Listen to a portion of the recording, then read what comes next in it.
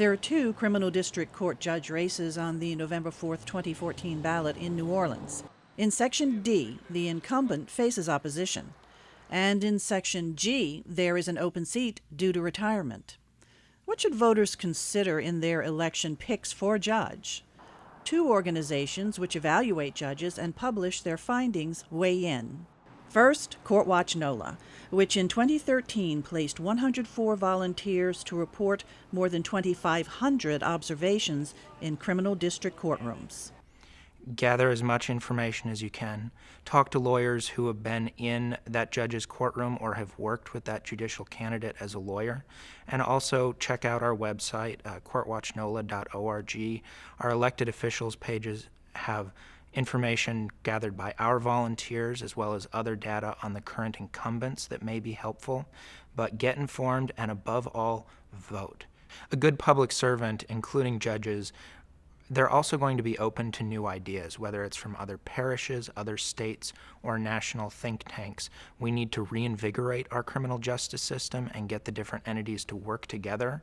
Voters should ask judicial candidates what new ideas they have to make the system more efficient and effective.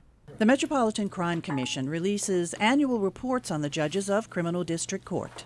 We're comparing the 12 elective judges of criminal district court with their peers on the court. So cases are equally distributed to all of the judges. They've approved the allotment process that's in place right now. So there should not be great disparity in the size of the dockets, the age of the dockets, and how long it takes to process cases through the various sections of court. Yet what we find is that there is great disparity, and that's a reflection of the managerial skills of certain judges. Well, if we want the criminal justice system to be as effective as it can be, then we can't ignore the judiciary. And this fall is when we get a chance to send a message to the judiciary. The judges are elected officials. They're accountable for their actions. And the reports that we issue are basically the report card. And if judges don't like those numbers, then they have no one to blame but the reflection staring back at them when they look in the mirror, because those are their numbers. And I think the public needs to know those numbers. Because you can see what an effective judge's numbers look like, you can see what some of the less effective judges' numbers look like.